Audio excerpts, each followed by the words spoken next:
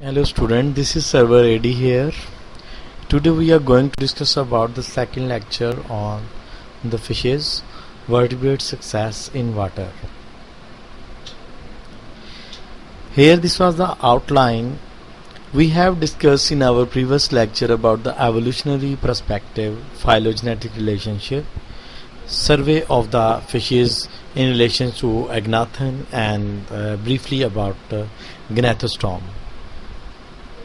And during this lecture we will discuss about survey of the fishes in relation to gnathostoms, and briefly about evolutionary pressures which are required for living a life in the water bodies in relation to locomotion, nutrition and the digestive system. Survey of the fish, mainly the class Sarcopterygi. These are lobed fin fish, fin with muscular lobes. Mean their fin have muscular lobe-like structures which are very helpful for moving in the water bodies. They have lung for the gaseous exchange. Most of the fish you all know use or respire different form of the gills for respiratory structures, but the fish belonging to Sarcopterygi also possess lung as a respiratory organs. Few fishes from this group, like lungfishes, there are 3 genera. They utilize or employ lung as a respiratory organs for the gaseous exchange. 3 genera are generally found in Australia, Africa, South America, and coelacanth. There are 2 species of the coelacanth living in African and Indonesian coast, and there are some other organisms, tetrapodomorpha.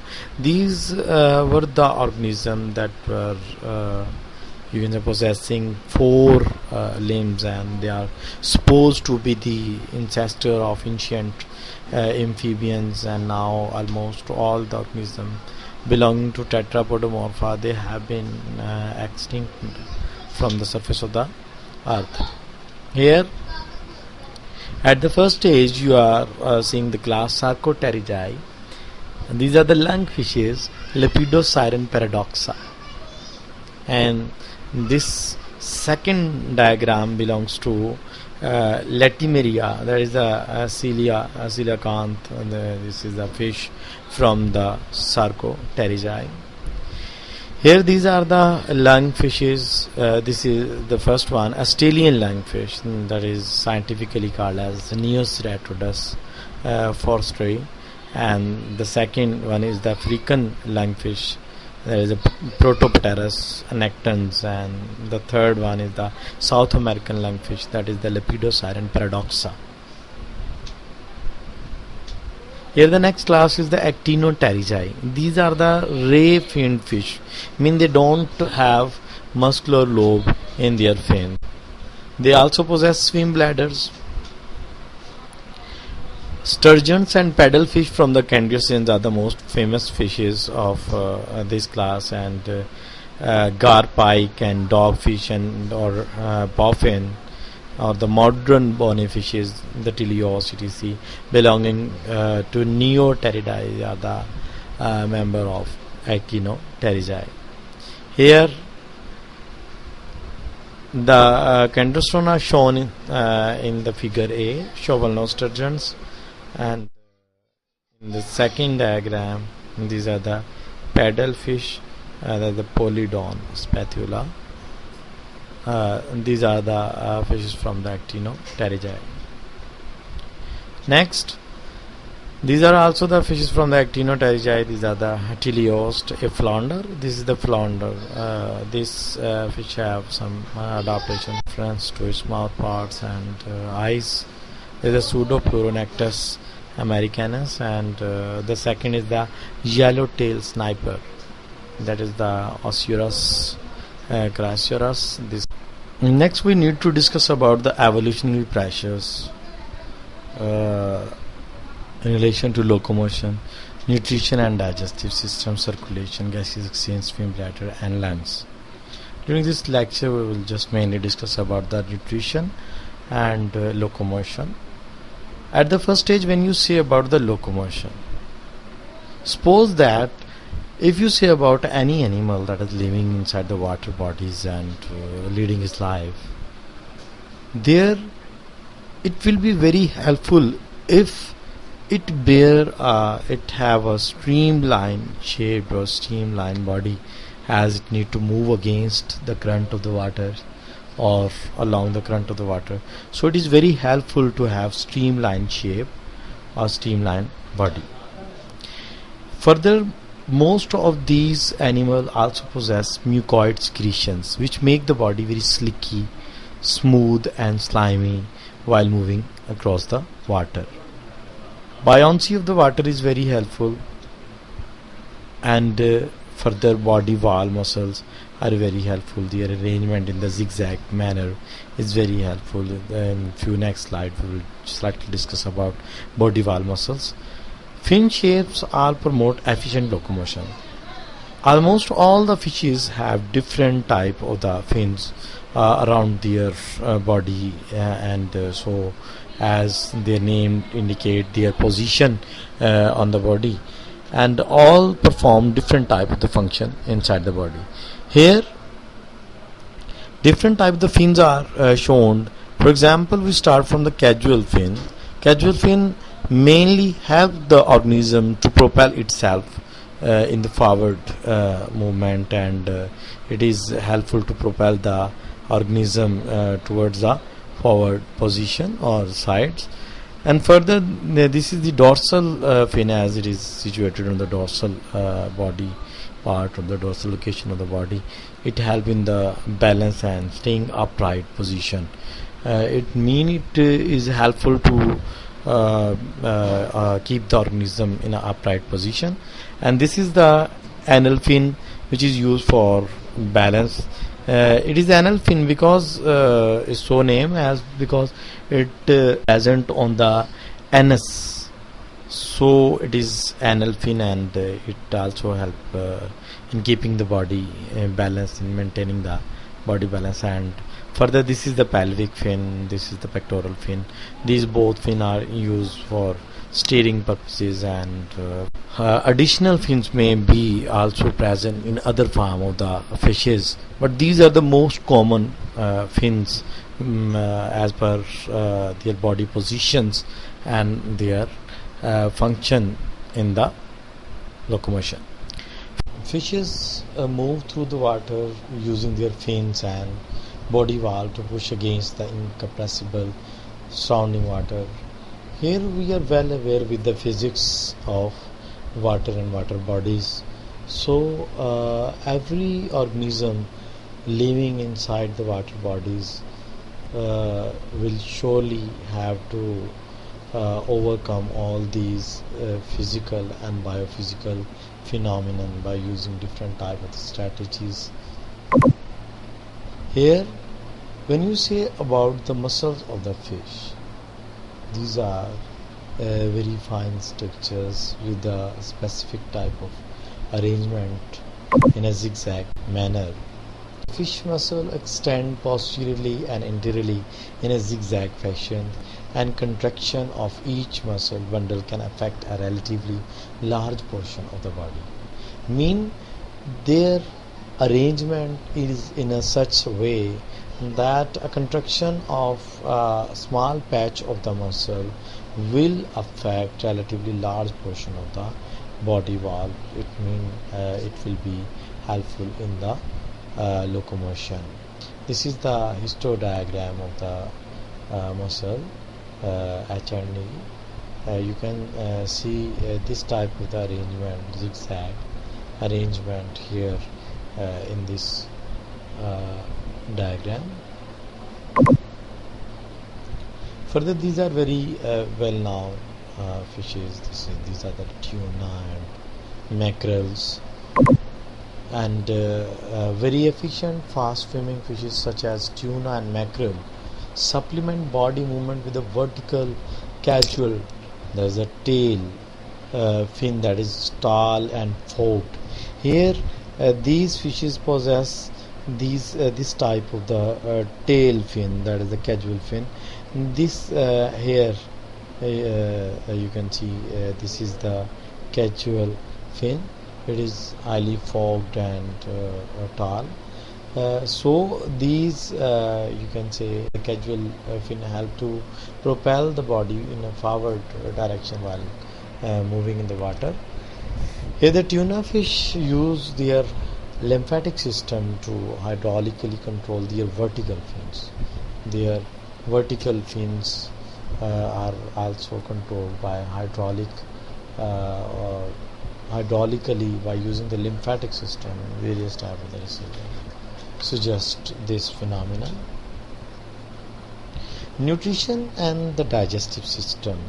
Whenever you say about the nutrition and digestive system, you have to carefully focus about the environment of the animal where it is living, and the availability of the food. As per the things about the fishes, you say they may be filter feeders and scavengers. Modern fishes which are filter feeders, they uses gill racks. Gill racks or the gill rackers are specifically you can say lobe-like structures or hair-like structures which entrap different type of the planktons, and while the fish move against the current of the water, very fine particles, food particulate or foodstuff materials are being entrapped on the gill racks, and further they are engulfed and sent to other digestive cavity. Most modern fishes, they are the predators.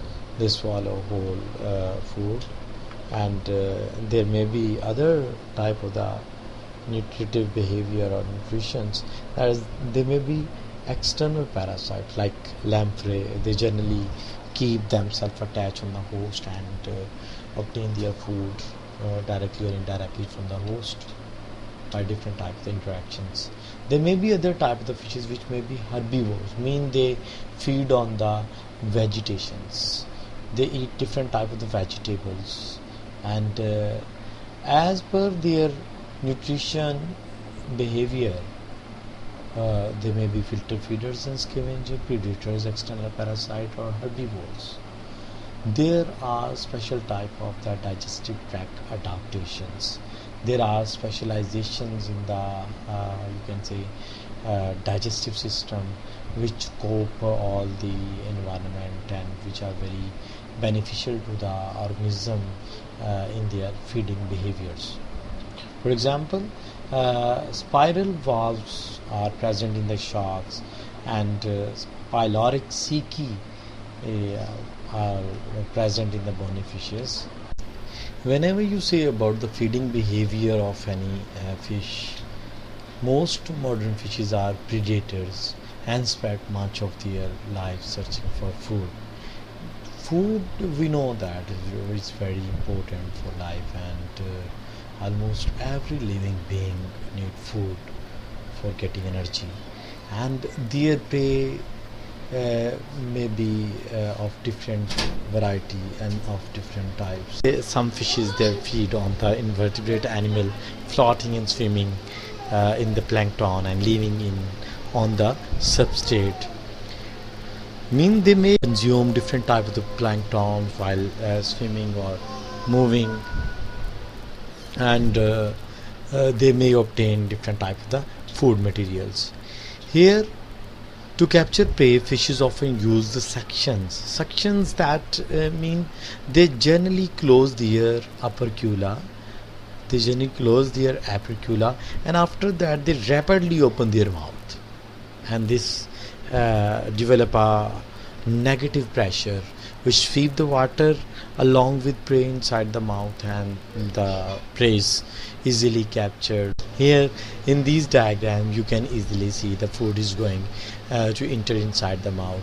Here their operculars are closed and the mouth is open, which quickly create or generate a negative pressure which sweep the water inside the mouth, entangling or capturing the prey. Here, these are the gill rackers. These are the hair-like projections from the gills, and these are used for capturing small plankton or other food particles along the gills while the fish is moving in the water while keeping the mouth open. Herrings, paddlefish, and whale, sharks are filter feeders. They generally uses these gill rackers to trap planktons while the fish is swimming through the water with its mouth open, and these entrapped particles are further moved towards digestive system for digestions. Here, these are different type of the digestive system from the fishes. Here, these variations in the digestive systems may be due to the mode of nutrition. When you say about the mode of nutrition, it needs to change our digestive system. The fish digestive tract is similar to that of the other vertebrates. An enlargement called the stomach store large, often frequent meals. Here the stomach is shown in the orange color, and in most of the fishes the stomach is very clear structure and is present in a large out pocket or enlargement of the digestive system. Here, this is the comparison of digestive anatomy of the fishes. Figure A belongs to carnivorous fishes, mean they generally feed on other fishes or other you can say food stuff or the flesh. The B and C belongs to omnivores with different strategies. B and C are also the fishes, but they are omnivores, mean they can consume vegetations, and as well as they may be carnivores. At some stages they may consume other fleshes or other fishes as well. D are the microphagous planktivores. They may be the planktonic plankton eater or the filter feeder fishes, or they may eat up or consume up some others. You can say plankton, small algae or other type of the food stuff. These are the variations of the digestive system at some stages in their digestive system. Here, this is the digestive system also of a shark. Another elasmobranch have a spiral valve in their intestine. Here you can see these are the spiral valves. Spiral valves are generally present only in the elasmobranchs, or you can say chondrichthyes. But these out pockets of the intestines might be termed as pyloric ceci, which increase the absorptive and secretory surfaces of the intestine, but these are only present in the sharks or other elasmobranchs. But in the bony fishes, these structures are replaced by pyloric ceci for the increment or for the increase in the absorptive area of the intestine. Here you can see easily in the next diagram, these out pockets are very clear, and these are the structures which are helpful in absorption and secretory processes during the digestion. Here these are the in this diagram, these are well developed and very clearly visible pyloric ceci label, and this is the stomach, and this is the esophagus, stomach, and further these are the other structures, and this is the anus. This diagram is very clear, and you can easily identify pyloric ceci here in this diagram.